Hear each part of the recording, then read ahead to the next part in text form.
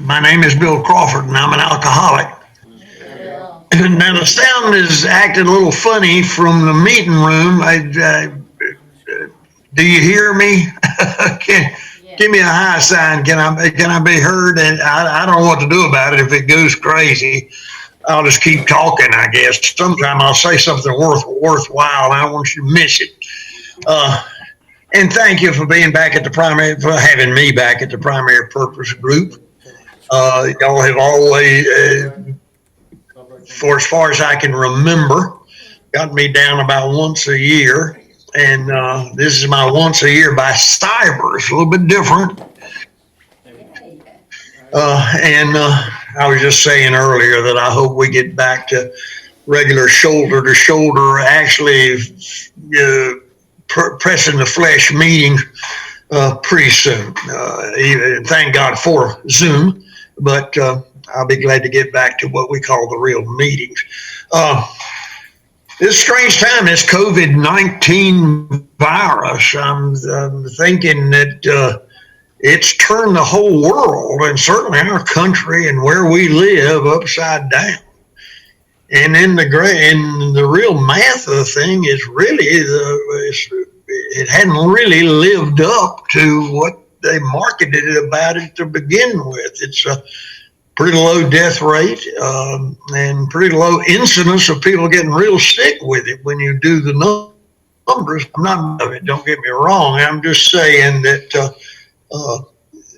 the shutdown of our country, the turning upside down of the way we perform our daily activities, when we in this virtual room tonight are corporately treating a disease that is far worse. And I think probably most of you would agree. I can't prove this, but probably most of you that are tuned in tonight would agree that our disease that we're treating tonight will kill more people this week than probably the COVID-19 virus will kill when it's done and when it's through running its course. And we can go, and in fact, you're hearing one tonight, we can go to many places. We can take someone suffering from this disease to many places and hear a testimonial of someone saying that they have done and are doing some simple things, maybe against their nature, maybe some things that take an effort, maybe things that don't come naturally to them, but to do certain simple things and to keep the company of other people who are treating the same condition. And still people, after hearing the testimonial of as many as we hear us, they still reject what we offer. It's the strangeness of this particular condition that we suffer from, or did suffer from, that makes it unique among diseases and epidemics and pandemics. It's I think of the holding on to the familiar. As bad as this disease was killing me, and all the evidence, even at times clear to even me, that it was doing far more to me than for me, I held on for as long as I believe I could. And I think of the other bottoms that I have experienced and that we experienced, the things that I have held on in my recovery from this disease, that I've held on until the last vestige of anything that would be doing for me, or any reward I would get from holding on to some of these defects. Till I finally hit that other bottom, and that other bottom of letting go of these other things that are destructive and deadly that I've held on to. And I guess because the familiar is the familiar. We've all seen people stay in relationships that are killing them, staying in situations, employment-wise, whatever, that are doing a lot to them, and they hang on to that because it's familiar. So I think that probably what we have been afraid of with the COVID-19 virus, compared to the sense of urgency that we have in treating this disorder. I did what most of us do. I took a drink where I got enough in me to know the effects produced by alcohol. I had every reason not to drink. My father was an alcoholic, a good and gentle man, but an alcoholic, and the embarrassment, humiliation, the uncertainty, the insecurity that goes when you live in an alcoholic home was present with me and my family. If alcoholism is in a home, it's in control. The disease is in control. It's the elephant in the room, as we sometimes say. We may not talk about it. We may not recognize fully what is happening, but it's in control. And it wasn't my family. It was the driving force in my family.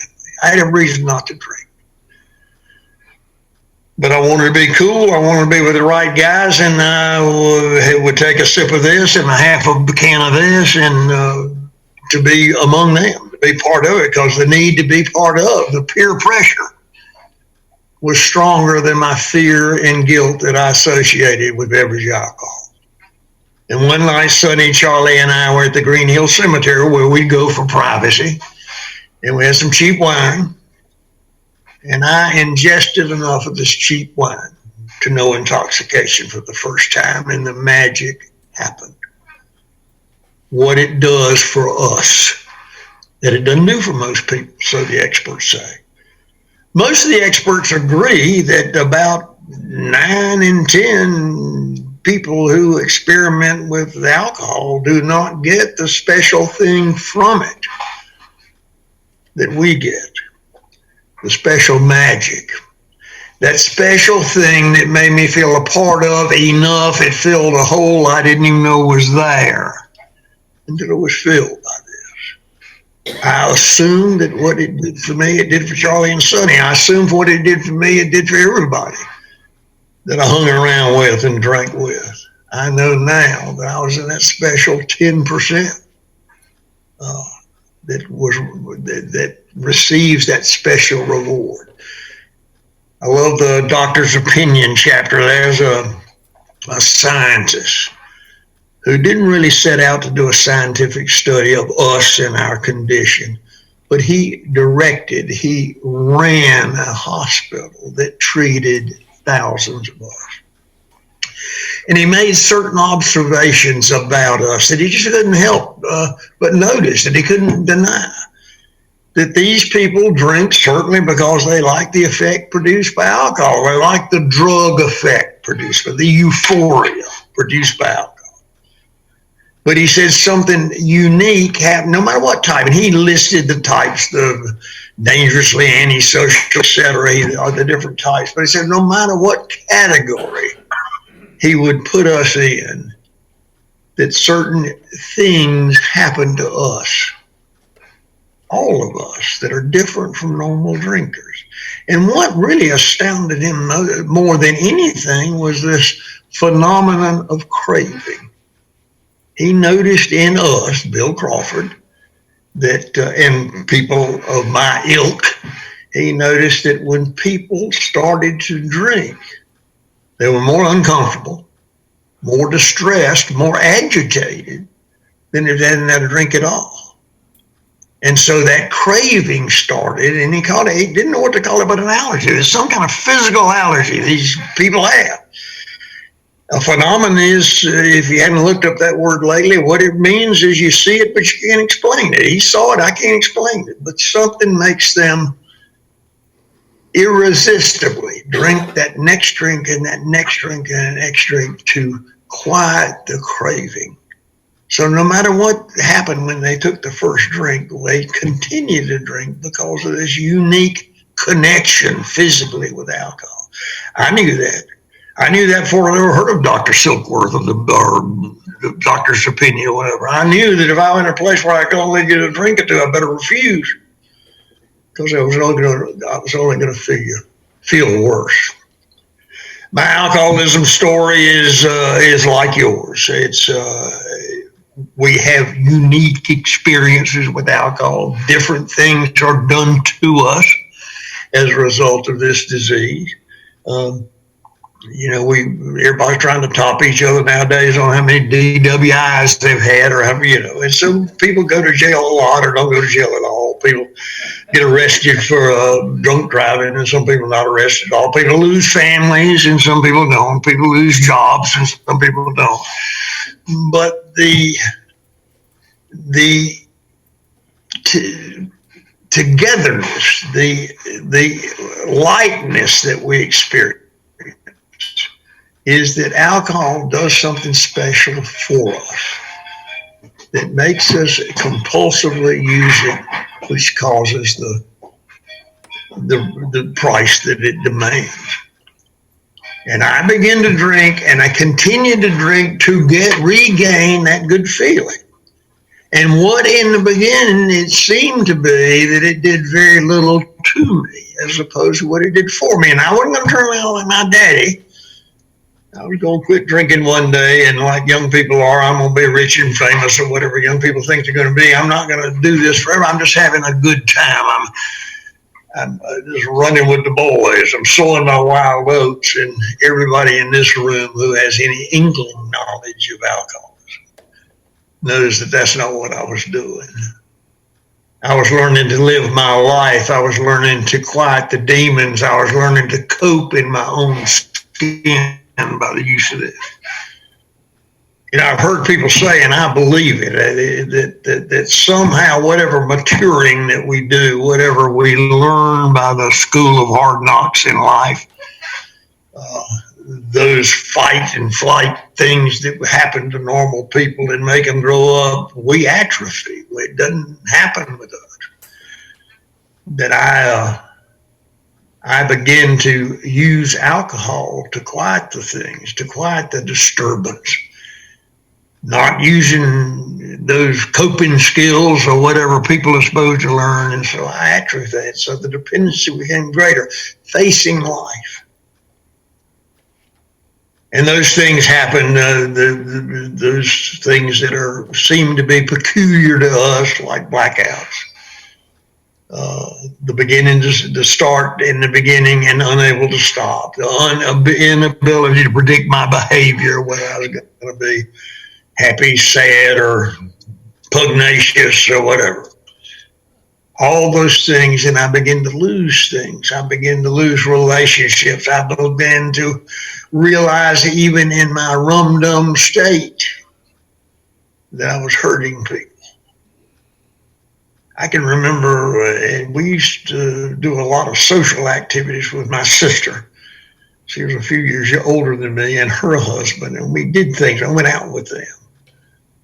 And I can remember when my drinking got to that place where the invitations to be with them were less. I remember her coming to my house and saying to me, "It is over between me and you.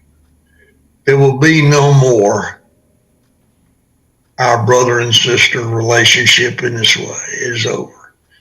And I knew she meant it, and she did mean it, because she was out of our lives until there was some sort of evidence that I was in recovery. So I began to lose these things, lose jobs, lose relationships and jobs, and my soul, if you will, because what was happening inside of me was quite different from what should have been happening inside of me. What was driving me, the way I thought, the way I perceived things, were sick. I don't know where the bottom is exactly. I know that people, now they're saying the gift of desperation, which is kind of fashionable to say now. Used to be, we'd say surrender or hitting bottom and this kind of thing. And it comes to us somehow, some way inside of me, no matter what happens or doesn't happen. I have to come to that place where I know that this is the end. And I'm not sure exactly that moment where it happened. I can remember vividly an incident, probably a year or better before I found AA. I'd come off of one of these drunks, and I was in bad shape in case somehow it got me cleaned up and dressed up, and I was full of guilt and remorse, and I agreed to go with her to her church. Been there before. I'd not only been there before, I had sat with her pastor as he tried to counsel us and to tell me that there was an answer and that he knew members of AA that would come and talk with me, and I refused. And I remember going into that little church that Sunday morning, and I realized I could no longer stand me, and I could no longer be with these good and decent people. And when she turned her back, I turned away, and I walked out that door, and I walked down the street. Walking home, I guess, I don't know. And some of my buddies pulled up, and they picked me up, and it was on. For the next better than a year, much better than a year, maybe not quite 2 years, I had given in. I had given up. I had given in to the disease. The lies that I was telling myself that I'll quit next week, or I'll do better, or I'll learn how to drink appropriately, I could no longer tell myself. I just gave in to this thing called alcoholism. And I just drank.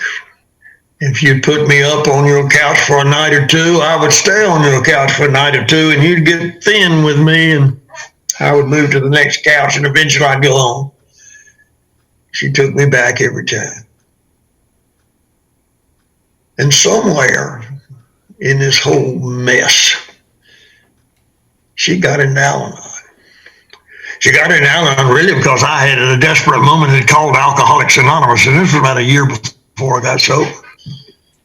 And I didn't follow up. I had reached somebody through the answering service in Alcoholics Anonymous who acted interested in me and told me about himself on the phone as much as I would listen. But so from that call, she had a number and she got it down. Al-Anon, if somebody gets well, it changes things. I always say that if you drink like I drank, and your loved one, your significant other, as they say nowadays, gets an Al-Anon, probably won't cure you drinking. That's not what it's designed for, but it'll break your rhythm. I'll guarantee you that. Things changed. The family dynamic, which is fashionable to say nowadays, is changed. And I realize now, and I realize sometime thereafter, particularly after I came into AA, that what had happened was my disease began to lose its power, its control. Not overnight and not by vast strides, but an inch at a time, a minute at a time, and a day at a time. The freedom that overcame her, which I didn't recognize, changed her. And when somebody changes in this mess, it changes things. It doesn't guarantee the drunk's going to get well, but it changes things. And so I give credit to Al-Anon very much with my finding Alcoholics Anonymous. She looked at me and one night, June the 2nd of 1967, I was in bad shape. I was at the end of one of these drunks, the 100th, the 200th, whatever. And she looked at me and said, can we call Bill? I knew she was talking about, because when I would listen, she would tell me about Lib, Bill's Al-Anon wife, and she would tell me about Bill. And I agreed because I was out of schemes and plans. My bag of tricks were empty. She dialed the phone for me and handed me the phone, and when Bill answered, he knew who it was on the other end. He said, "Are you about ready to throw in the towel now?" And I allowed that I was, because I'd hit that wall. This is a fairly late hour on a Friday night, this June the 2nd. So she said, "Can I come see you in the morning?" And that morning, that Saturday morning, Bill came up and he came into the living room of that little house that I was about to lose because the mortgage company was going to sell it on the courthouse steps. I had made a payment in a good while. And he did what we do in that classic AA 12-step encounter. He acted if he thought I was important, of value, and he told me about him. I agreed after he asked me to agree to go with him to a meeting that night. I didn't want him picking me up, so he heard me. I didn't want to be embarrassed with the AA van pulling out in front of the house. So I'll meet you there. And so we took the old Mercury, and Kay drove me over to the meeting at the Star Mount Presbyterian Church, my first AA meeting. And I came into the room that room we come into, like Wallace and his friends are sitting in the night. This was the plush ladies' study at Star Mount Presbyterian Church. Plush, thick carpet, beautiful overstuffed furniture, beautiful, well-appointed room. Let me tell you who walked into that room. I had been kicked out of most watering holes. I'd been kicked out of places that I wouldn't be called dead in now. I was kicked out for life from the Bamboo Lounge. Now the Bamboo Lounge, they should have had a sign out there, war companions only. This is a bad place. You didn't notch down from the Bamboo Lounge. You got kicked out of there. You didn't go to the next worst place. There wasn't a next worst place. I couldn't go. I couldn't be among the lower companions. They had rejected me and denied me. My behavior was not only unpredictable, it was antisocial to the extent that nobody could stand me. And here I am in this beautiful room, and people coming up to me and greeting me like I was of some value. After I listened to someone talk, it was a speaker meeting, and back then in Greensboro, there were 9 groups. There were 11 meetings because Central met 3 times a week. Now, I don't know, there's probably 89 groups or meetings in Greensboro now, but at that time, that was it. And all meetings except 2 of those 9 meetings were speaker meetings. That's what mostly you were exposed to. And a man got up, stood behind the podium, and did what I'm doing tonight. He told the story that I never tire of. If nobody's listened to your story lately, give me a call. I'll listen to every minute of it. I never tire of that miracle that's going to be imparted when that, every speaker meeting I've been to the thousands by now. It has that happy ending. I'm going to give you a happy ending tonight. Now, I may go to a speaker meeting day after tomorrow, and the guy will say, I never made it, I'm drunk right now. But up till now, everybody's gotten sober at that podium before they sat down. And he did too. He went into great detail about his drinking. And he said in so many words, he was sober now, and life was good. Let me tell you something, this hard-headed, full of rage, self-absorbed, self-centered, hateful guy not only understood his message. Now, I couldn't repeat it 3 words he said after the meeting, I'm sure, because I was sober one day, my attention span wasn't real good, but somehow his message penetrated me. But more importantly, I believed every word that he said. And I hadn't believed a lot of stuff. I didn't believe in God, I told myself. We went over to at that time, they went to the fellowship hall where the meeting is now. It just got too big and for that ladies' study, and it now meets in the fellowship hall at that church. We went over there, and I watched you eat cake and drink coffee. I didn't do either one.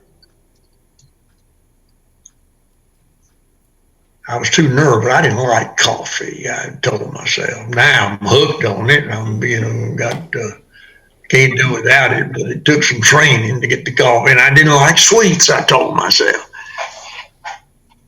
Now I know my blood sugar was jacked up so high with the alcohol, I couldn't stand to be in the same room with a pie. But then I thought, I just had outgrown my need for sweets. But, just a few days later, maybe a week later, the body heals, that amazing machine God gives us. And I've got my arm around somebody near me, spitting cake crumbs on him and just being like the regular guys. I'm drinking coffee and eating cake because I was accepted. Alcoholics Anonymous, by definition, is a fellowship. It's read tonight. It's read at every meeting I've ever attended, and I've attended countless meetings. Somebody gets up and defines Alcoholics Anonymous by what we call the preamble. It is a fellowship. It has to be, for someone like me, the fellowship first. It has to be the foundation of the fellowship for this thing to work for me. Because if I get away from you on a regular basis, in time, a drink's probably going to make sense to me.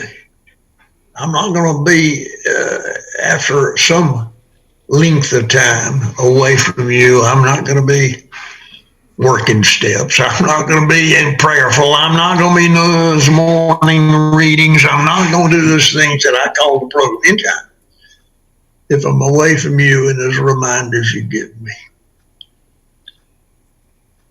What does the first step say? That I am powerless over alcohol. What does that mean? If you're new in this gathering tonight, let me tell you what that means. It means that Bill Crawford of himself can't drink and he can't not drink. That's what it means.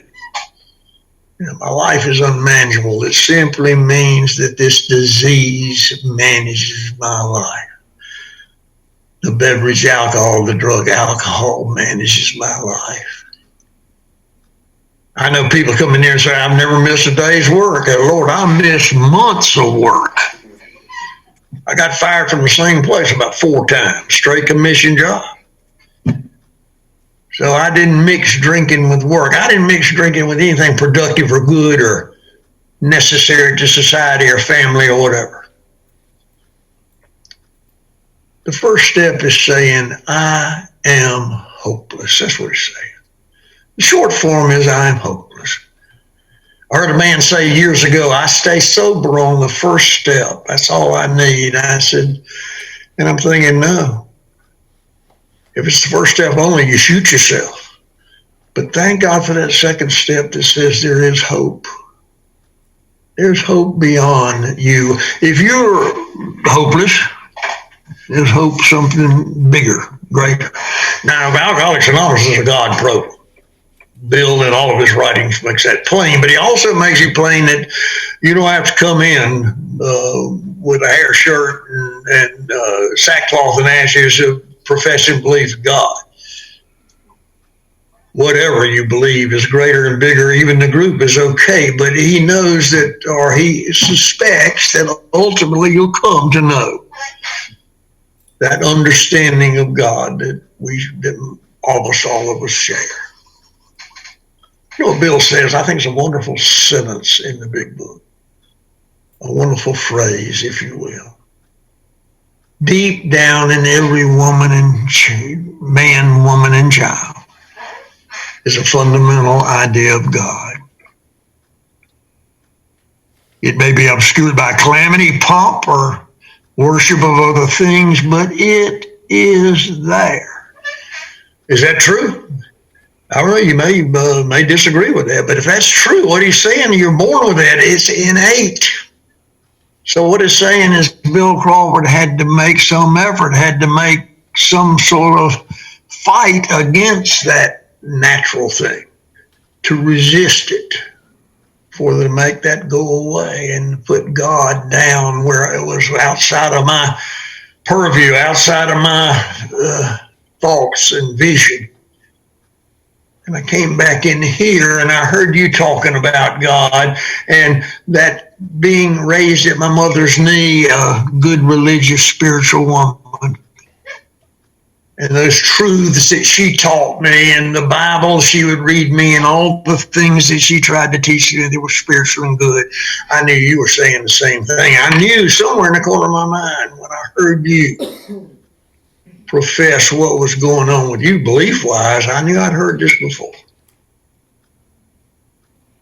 Now, I came in way back, and in Greensboro, North Carolina, a lot of the hands-on sponsorship that we do now, and I've done it countless times, bringing someone through the steps wasn't done then.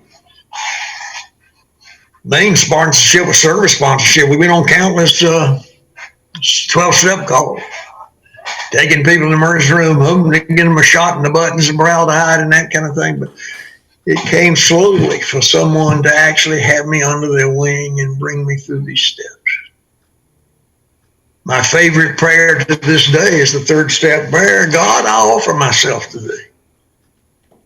Think well before taking this step, we're saying, because you're getting ready to do something big time. Something important is ahead of you, and it might not be easy. Simple, but not easy. Something life-changing. I did that first time when I did a real inventory. Now, I've had the privilege to bring people I sponsor through the steps, but I've also had the privilege of taking groups through the steps, not explaining the steps, discussing the steps, but working the steps as a group. And I always say to them, as I'm hopefully saying to myself, we begin the inventory with putting down the people. Mainly the people that are important to us, that made a difference in our lives. You know, when I was new and somebody said resemblance, I knew what the word meant, but I didn't have resemblance. Somebody told me, well, you hate everybody. Just put down everybody you know. Bingo. Isn't it funny that by putting down the people that I resent, the people that stick in my crawl, the people who eat my lunch. Isn't it crazy that that's the way I learn about me? It's quite a trick, isn't it? I thought I put these things down because it was a good thing to do, and I need to be a nicer guy, so I need to own up to my resemblance, and probably that's true. But the main thing is I need to learn about me. I need to know what is wrong with me. Yeah, it's important to put down the things I have done wrong and to own what I've done wrong and to try to make right what I've done wrong, but I need to know what is wrong with me. And this is what it starts to reveal. I have the first inkling right then. You know that 4-step prayer? This is a sick person. How can I be helpful to him? Thy will be done. The first inkling where I'm realizing that I am the only damage that I can make any sense of, the only damage I can do any repairing of is what I've done, not them. And that's sitting down and saying, I've done this countless times, because I particularly like when I've done these group things, about every third time I do this, I revisit that 4th and 5th step. I have to have someone in my life from whom I have no secrets. That's what sponsorship mainly means to me. And along with that is something where I can run that problem by, that defect by, that scary thing by, that will have objectivity and share his experience with me. And then if I know what's wrong, if I know what my defects, if I've learned what my defects are through this process, then as much as I can be willing to ask for them to be taken away. I always thought it was up to me to get noble enough to pull myself up by my spiritual bootstraps and get better than these things. But no, you were telling me, no, you're just as powerless over this. You're just as powerless over these things as the alcohol, and only God can remove it. It's your willingness. How to make things right. How to make things right. I was at a big book study last night by Cyber, And I can't quote this verbatim, but it was saying essentially when we're making things right with the family, that what we say, that direct amends is important, but what it's saying is what we all know. It's what I do, my behavior, how I change. The money I owed, the credit cards I had and built up all that, when I paid them back, that's pretty black and white. It's simple. You owe $1, you paid the dollar back. It's a little bit fuzzier when we're trying to make things right of the damage that we've done. I can't unring the bell. I can't undo what I did to hurt my wife. But I can live. My wife says, and I aggravate the devil out of her, on a daily basis probably, but she says, you are a different person. And she means that in a good way. Not that I'm wonderful or good, but you're a different person. That's amends. That's making things right. I get up every morning, not at the top of my game. I'm not hitting the floor with just everything together, everything right in my head and soul.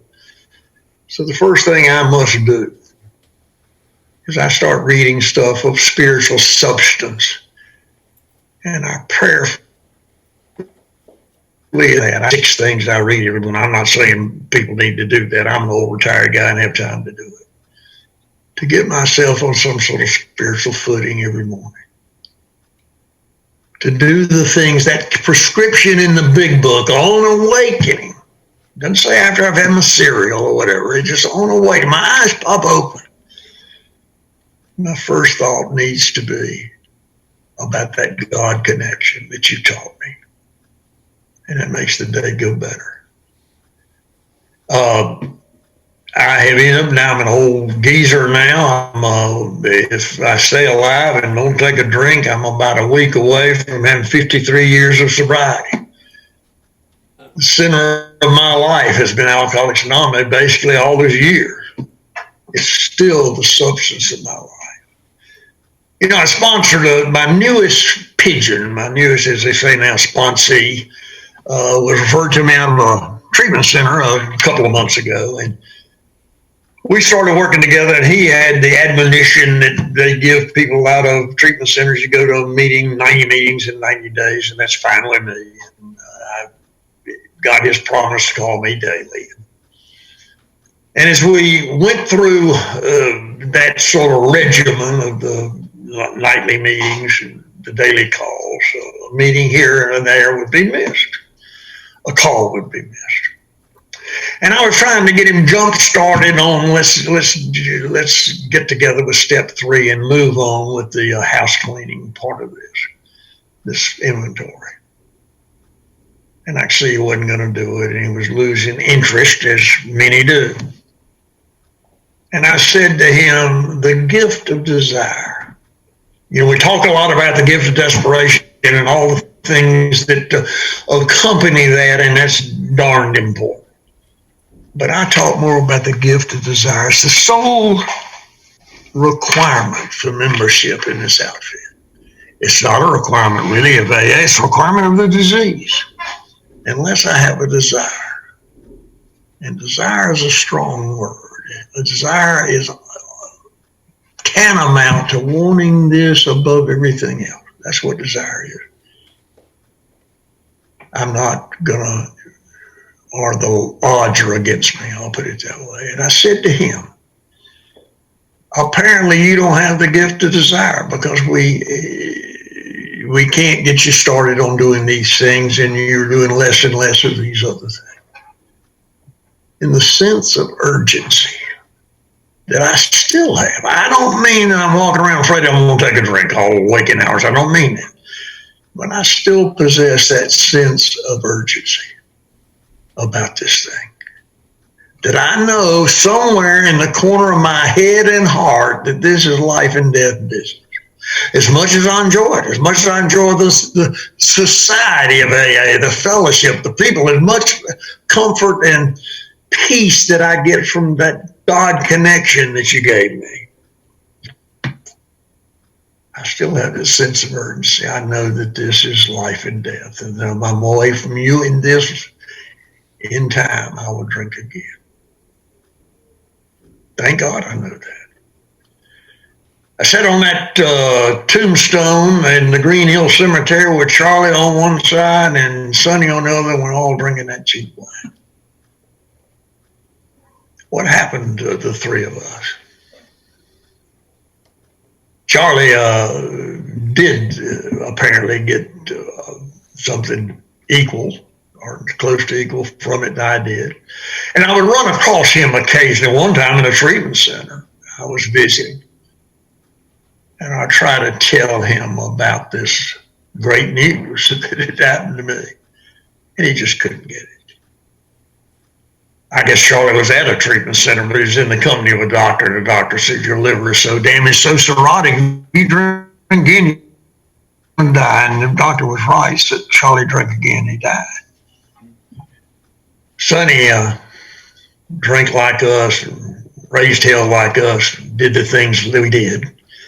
But he wasn't an alcoholic. It did not capture him like it did Charlie and me. He drank, but not like us. I had an alcoholic father. Sonny had two alcoholic parents. And it got bad in his home.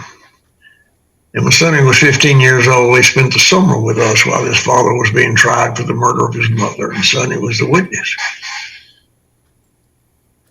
And Sonny couldn't get the gift of release, the gift of quieting the demons from alcohol. So he spent most of the rest of his life on heavy psychotropic drugs and going into fits of depressions and crippling depressions.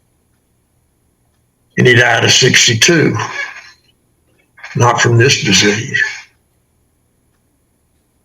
from that he lived with. Then there's me. What have I done to deserve this gift?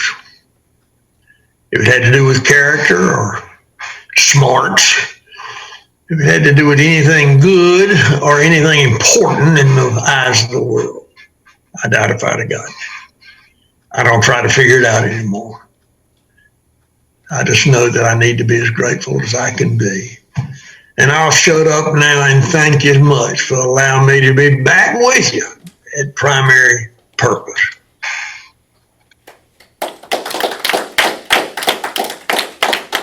Thank you, Bill. Thank you, Wallace. I'm glad you know this man.